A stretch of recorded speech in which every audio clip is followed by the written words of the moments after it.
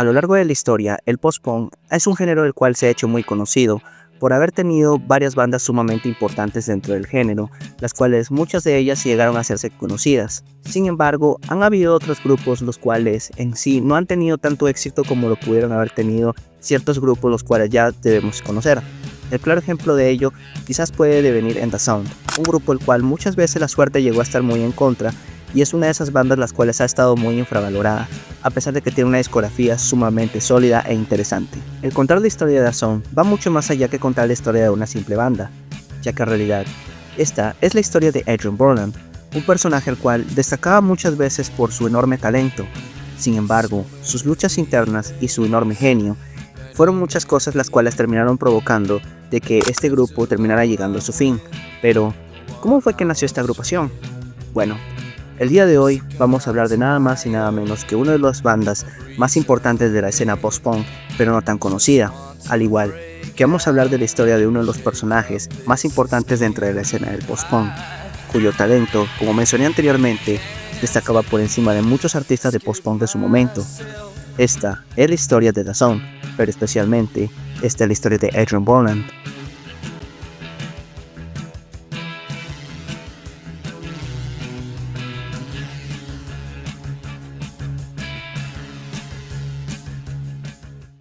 Adrian Borland nació el 6 de diciembre de 1957 dentro de una sociedad que pudo bien parecer como un país extranjero. Al igual que Susie Sioux, Peter Murphy, Mark Almond o Sid Vicious, Borland formó parte de esa camada de jóvenes amantes del punk rock en contra de la maquinaria del rock de los 60. Como le había dicho un ministro británico, la mayoría de nuestra gente nunca pudo haberse sentido bien. Pero 1957 era una época completamente diferente para Reino Unido, donde el rock and roll había llegado y causó un gran caos, dando por delante en los 60 un golpe de creatividad que estaría floreciendo. Adrian pertenecía a una cómoda clase media. Su padre ejerció como físico en el Laboratorio Nacional de Física de Reino Unido, mientras que su madre trabajaba como profesora de inglés. Normalmente su familia se mudaba mucho, ya que su padre estaba en la Fuerza Aérea. Él nunca fue una especie de recluso al estilo Morrissey que miraba el mundo detrás de las cortinas de su dormitorio. Su infancia destacó por tener amigos y asociados que lo describen como entusiasta. Desde niño, Adrian soñaba con crear una banda y tocar en varias giras, llenándola con miembros de sus grupos favoritos. Al lado de su casa, viviría otro amigo quien se convertiría en su compañero de su futura banda, Graham Bailey. Él era un año menor que Adrian, por lo que no asistía a la misma clase, pero no impidió que se convirtieran en amigos inseparables. Durante su juventud también conoció a Julie Aldred, quien sería su novia hasta 1983 y que fue manager de The Sound. Cuando entró a la secundaria, sus padres decidieron llevarlo a estudiar en Kingston Grammar. Esto debido a las huelgas que habían debido al descontento de la población con la crisis energética de su momento. Esta etapa sería importante dentro de la vida de Adrian, ya que ahí conocería figuras importantes que formarían parte de su carrera musical. El claro ejemplo de esto fue el joven de 14 años Stephen Butt, quien sería el segundo manager de The Sound y miembro del proyecto secundario de Adrian, Second Layer. A la edad de los 15 años, Adrian Borland había aprendido a tocar la guitarra, teniendo una enorme influencia de grupos como The Velvet Underground, David Bowie y Roxy Music. Además, otro de sus grupos favoritos era Iggy and the Stooges, donde gracias a un periódico que leyó, descubrió el álbum Raw Power. Nuestros mejores conciertos fueron cuando nos hacíamos pasar por The Stooges, nos emborrachábamos y nos llenábamos de combustibles y decíamos "matad, matad, matad" y subíamos al escenario. Yo era mitad Iggy, mitad James Williamson y Graham era Ron Ashington. En realidad, probablemente esos fueron nuestros peores conciertos. Nos lo pasábamos genial, pero quizás nuestros mejores conciertos fueron aquellos en los que nos concentrábamos. Tanto Steven como Adrian empezaron a tocar juntos y luego irían a sitios donde frecuentaban la mayoría de gente amante del punk, como The Vortex, Greyhound, al igual que el legendario The Marquee. Dentro de esas reuniones estaría Adrian James, amigo de Borland quien conoció durante el colegio. También se uniría a dichas reuniones Bob Lawrence, un joven quien tocaba la guitarra al igual que Adrian. En busca de entrar dentro del mundo de la música, juntos decidieron formar una banda. Su grupo se llamaría Syndrome durante un primer concierto, pero en los siguientes conciertos Syndrome cambió su nombre a The Outsiders, siendo este nombre tomado del libro de The Outsider de Albert Camus, pese a que ninguno de los tres miembros jamás en su vida habían leído el libro. The Outsiders fue un claro ejemplo que, a través de la explosión del punk, lograron clavarse al más alto nivel, así asegurando más conciertos e incluso conseguir una serie de discos publicados. Su nombre proporcionaba ser una palabra apropiada para una banda que en gran medida se vieron exiliados de la élite punk. El grupo sacó únicamente 2 LP, los cuales fueron financiados con el dinero de los padres de Borland. Su primer disco fue Calling of Youth, Este trabajo vendió un total de 1000 copias y fue publicado en el propio sello de The Outsiders llamado Raw Edge en mayo de 1977, aunque algunos apuntan a que fue publicado en 1976. La música fue producida por la banda, mientras que Adrian diseñó la portada del disco. Por el otro lado, su segundo trabajo, Close Up, era un álbum que destacaba por su sonido denso y atractivo. En este segundo trabajo podemos ver la creatividad que tenía Adrian para componer letras y del cómo aborda temas como los romances no correspondidos y las relaciones normales entre una pareja. Ya para aquel momento, pese a no ser una agrupación tan conocida como sus bandas de apoyo en los conciertos, tales como The Jam y The Vibrators, periodistas de la New Musical Express como John Hamlet los catalogaban como una banda con un gran futuro.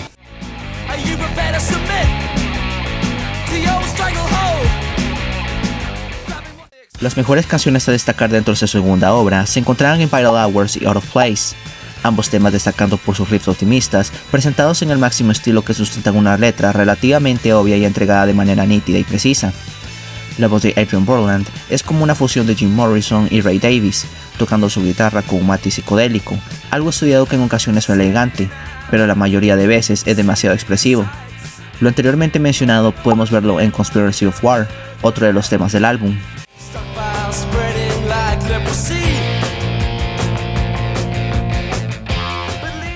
Durante la publicación del segundo álbum, The Outsiders pasaría a unirse a un nuevo miembro, el guitarrista Graham Bailey. El viejo amigo de la infancia de Borland reemplazaría en algunas canciones Bob Lawrence, pero en el momento que The Outsiders se disolvió debido a su bajo éxito de ventas, cada miembro de The Outsiders tomó su propio camino. Adrian y Graham crearían su nuevo proyecto llamado The Sound. A este grupo se adhirieron Mike Dudley en la batería y la teclista Bea Marshall, la cual destacaba por ser la única mujer que conformaba el grupo. Además de los anteriores miembros antes mencionados, el ex de The Outsiders, Adrian Lane, coescribiría algunas de las canciones de The Sound, al igual que formaría parte de su segundo proyecto, Second Layer. El debut de The Sound sería con el EP Second Word, siendo este publicado en 1979. Este EP estaría compuesto por 3 canciones. De ella destacaba el tema Written Now, apareciendo esto un año después con el álbum debut de la banda. El EP tuvo un enorme potencial, haciendo que muchos sellos discográficos empezaran a interesarse en The Sound. Entre ellos se encontraba el sello independiente Korova, destacado por fichar a grupos como Echo and the Bunnymen.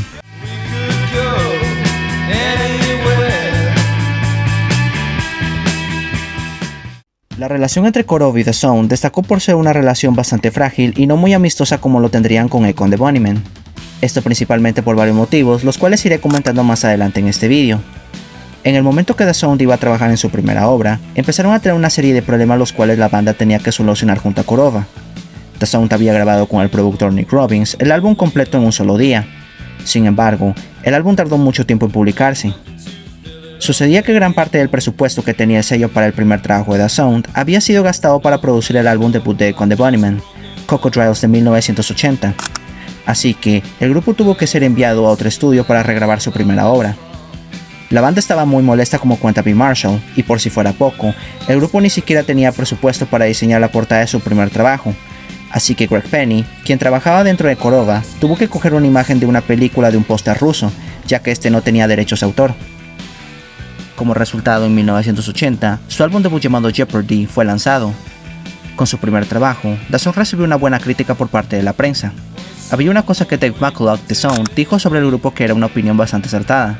Mac comparó el tradicionalismo oscuro de Adrian Borland con Adrian McCullough de Echo and the Bunnymen, además que el grupo tenía un sonido energético similar al de Joy Division, al igual que bebían de la fascinación del pop de grupos como The Terror Explodes. Por otra parte, Steve Sutherland de Melody Maker destacó las fuertes influencias de The Sound por la música de The Stooges, al igual que la Velvet Underground. El disco empieza con I Can Skate Myself, sonando de una manera muy básica, hasta que el aplastante coro y las guitarras hacen que las agujas se pongan rojas.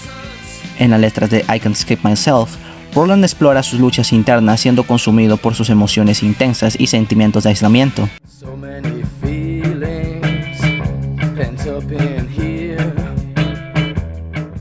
Heartland es una compleja obra maestra de pop, un paseo en carnaval el cual aumenta las imágenes nocturnas de lo que hacía Iggy Pop con The Passenger para deformar la velocidad.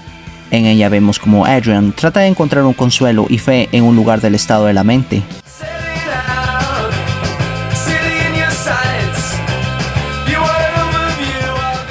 Missiles, por su parte, es un clásico ejemplo del pico de tensión que había en la Guerra Fría durante la era Reagan-Thatcher, en un momento donde el cantante parece tener cierto temor hacia la guerra nuclear. Ellos no solo cantan sobre el daño de los misiles que pueden causar, sino de las consecuencias que puede llevar.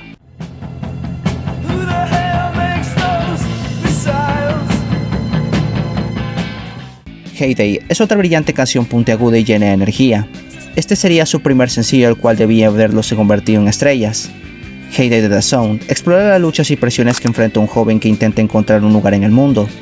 La letra expresa la confusión y los conflictos que surgen durante esta época de la vida. La canción comienza reconociendo que es una experiencia común que los jóvenes se sientan perdidos e inseguros acerca de su camino. En una parte de la canción, se sugiere al protagonista que está rodeado en un tormento interno y externo, haciendo referencia a que la sociedad parece esperar mucho de él como persona.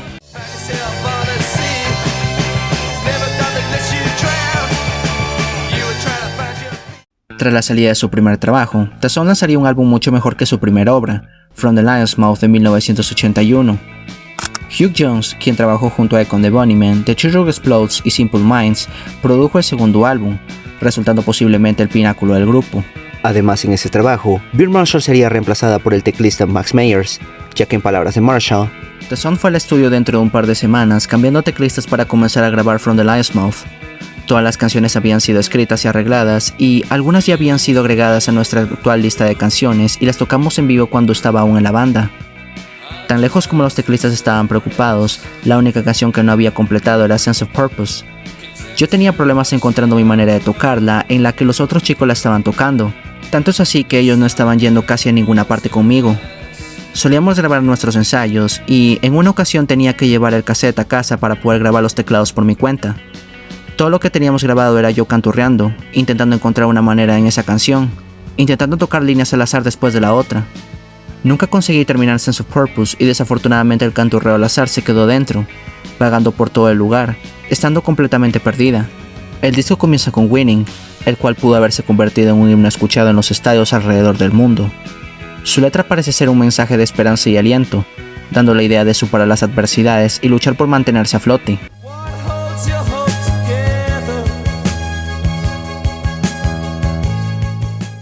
Sense of Purpose fue lanzada como single del álbum junto a Point No Return como lado B. En ella el grupo expresa un anhelo de librarse de la monotonía de la comodidad y la complacencia.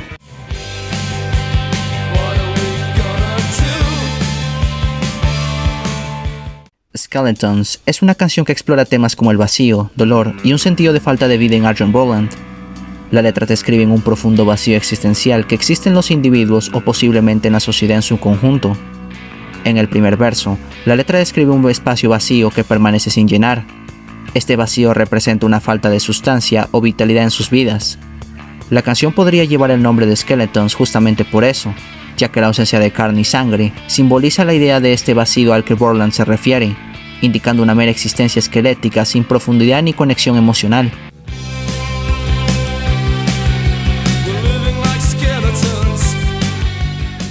New Dark Age, por su parte, se volvió en uno de los temas de culto de la banda, con sus tambores sordos llenos de fatalidad antes que la voz de Adrian lance sus primeras palabras. En ella The Zone explora temas del miedo, la opresión y la lucha por la supervivencia en tiempos difíciles. La letra describe un mundo plagado de oscuridad e incertidumbre, donde los miedos más oscuros se expresan verbalmente y los lugares más seguros no son inmunes a ellos. Los versos sugieren que algunas personas eligen vivir una vida tranquila para protegerse del caos y la inestabilidad del mundo.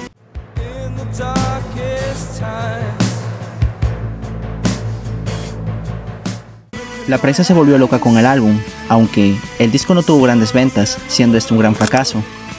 Pudo haber sido la particularidad de su sonido, ya que parecía que The Zone no encajaba en el New Romantic y el New Wave que hizo popular 1981. Sin embargo, otra de las razones por sus pocas ventas quizá fue debido a que The Zone no tenía la grandilocuencia que volvieron populares a grupos como U2, Econ the Bunnymen o incluso Simple Minds. El fracaso del grupo terminó provocando que los enviaran a la empresa matriz de Córdoba, llamado WEA, para que se volvieran más comerciales. La respuesta contraria y contraproducente del grupo fue All Fall Down de 1982, que no logró satisfacer ni al sello. Aparte de los temas Red Paint, Party of the Mind y Where the Lovers, las canciones eran ferozmente poco comerciales, sombrías y menos convincentes que el trabajo anterior. El álbum desencadenó muchas reacciones negativas, lo cual es extraño porque en retrospectiva es simplemente un álbum audaz y aventurero en la línea de lo que estaba haciendo Peter Gabriel y David Bowie durante su era berliniana.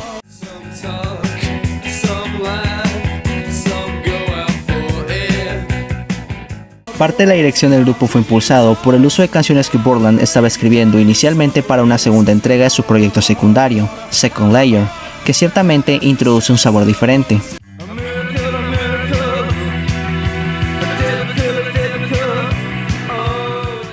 Para 1984, el grupo rompió su relación con Corolla Records y se unió a Static, otro sello independiente que fue conocido por fichar a grupos bastante nuevos e interesantes como Positive Noise y The Chameleons. Lo más importante para Static es que en su momento estaban repletos de dinero gracias a una exitosa banda canadiense llamada Men Wear Hats, la cual lanzó un sencillo repleto de ventas, The Safety Dance de 1982.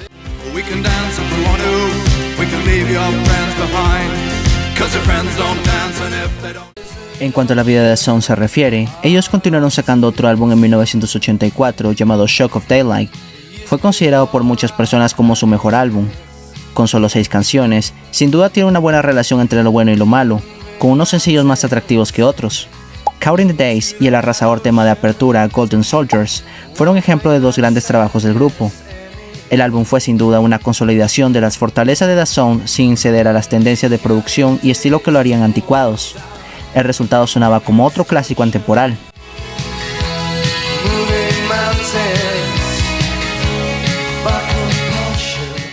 La banda no dejó de sacar nuevo material y en 1985 The Sound lanzó el álbum Hats and Hearts. La producción de este nuevo trabajo fue producido por Wally Brill y destacó por darle un sonido menos enérgico y brillante que ha envejecido bien. El trabajo del teclado es un poco más directo que en álbumes anteriores, pero no intrusivo. Total Recall es una canción fantástica, mientras que otros temas como 1000 Reasons y Temperature Drop fueron temas seleccionados para sencillos. Total Recall inexplicablemente se quedó solo como pista del álbum.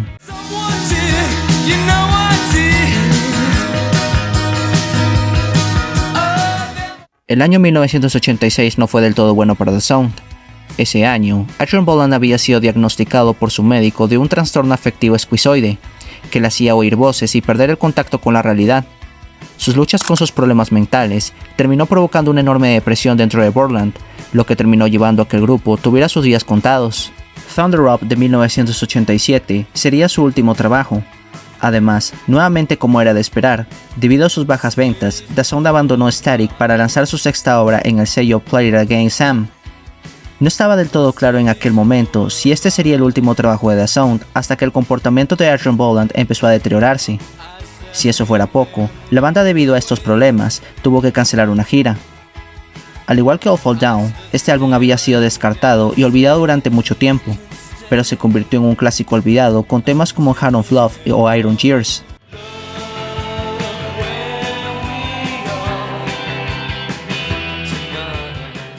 Pese a su condición mental, Borland decidió continuar su carrera como músico. Para aquel momento del lanzamiento de su último disco, The Sound se había separado. Las tensiones entre vocalista y los miembros del grupo crecieron. Esto luego de que Borland descubriera que 2 de los miembros de The Sound consumían heroína. Tras separar el grupo, Adrian Boland formó Adrian Boland and the Citizens, lanzando una serie de álbumes muy interesantes. Como ejemplo de ello tenemos los sólidos Alexandria de 1989 y Brittle Heaven de 1992. Había un momento dentro de su carrera que Adrian Boland tenía pensado traer de vuelta a The Sound, tras el poco éxito que tuvo su nueva banda. Sin embargo, la banda nunca volvió. Graham Bailey se mudó a los Estados Unidos a principios de los 90. El teclista Max murió en 1993 a causa de una enfermedad relacionada con el SIDA. Por si fuera poco, hubo un antagonismo no revelado hasta poco después que se hizo público que hubo una ruptura con el baterista Mike Dudley.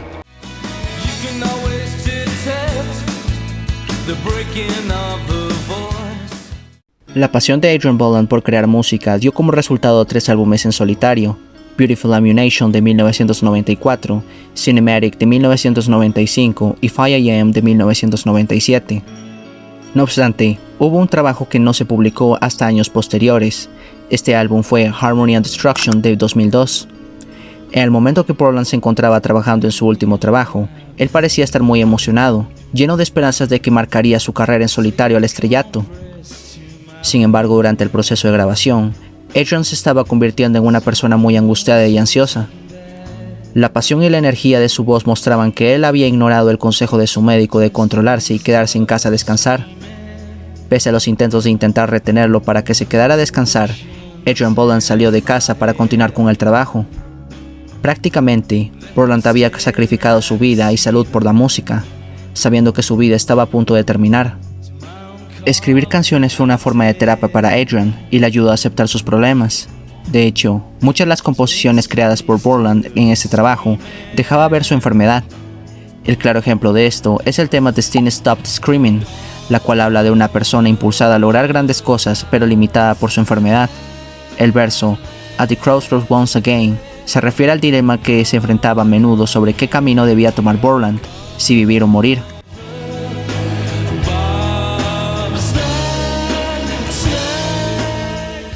En un viernes, Adrian volvió a casa de sus padres del estudio de grabación para terminar el álbum el día lunes y tomarse un descanso durante el fin de semana.